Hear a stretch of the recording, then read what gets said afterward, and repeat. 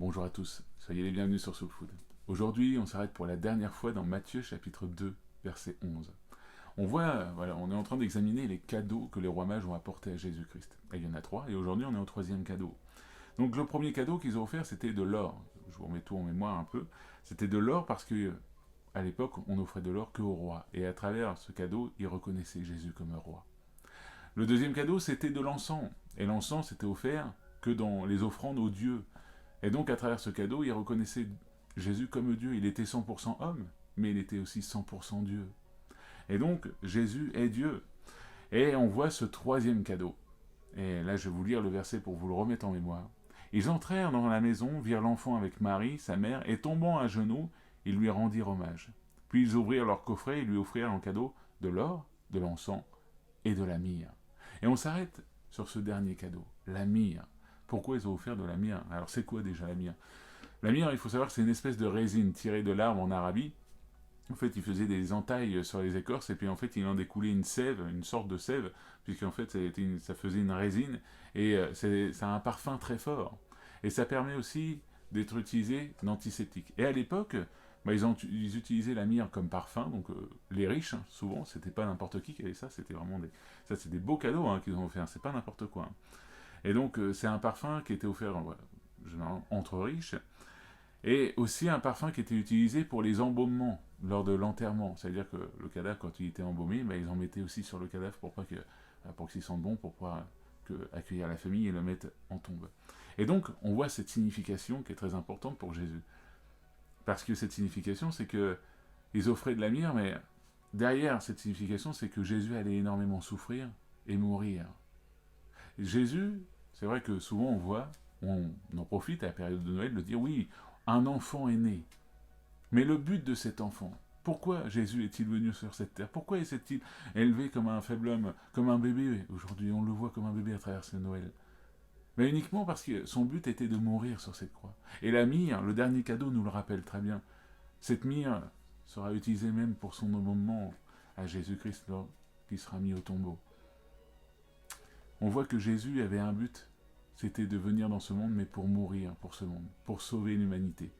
Aujourd'hui, à nous d'examiner ça, de se poser les bonnes questions. Peut-être que toi, aujourd'hui, tu vois cette vidéo, tu ne crois pas encore, tu ne sais pas pourquoi, tu te poses cette question, mais pourquoi Jésus est-il mort sur cette croix? Uniquement parce que Jésus-Christ, son but, c'était de venir se sacrifier pour nous, de prendre tous tes péchés, toutes tes erreurs que tu as commises envers Dieu, Jésus les a prises sur lui. Pardon. Et il a payé le prix de la condamnation sur cette croix. C'est-à-dire qu'il a pris ta place sur cette croix. Jésus savait très bien que quand il venait dans ce monde, c'était pour y mourir. C'était pas pour y faire son règne. C'était pas pour devenir un roi ou un dieu aux yeux des hommes. C'était uniquement parce que lui, il savait qu'il était déjà Dieu. Et qu'en fait, c'est Dieu qui s'humiliait jusqu'à la mort pour nous.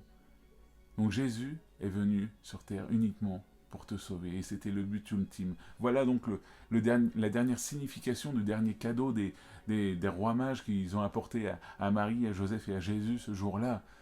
On voit tous qu'ils ont une signification importante. L'or pour un roi, l'encens pour un dieu, et la myrrhe, c'était une prophétie, entre autres, entre guillemets. Je ne sais même pas s'ils s'en rendent compte, en fait. Si eux, ils s'en rendaient compte le jour où ils ont offert ça, est-ce qu'ils savaient que c'était pour ça ou quoi que ce soit?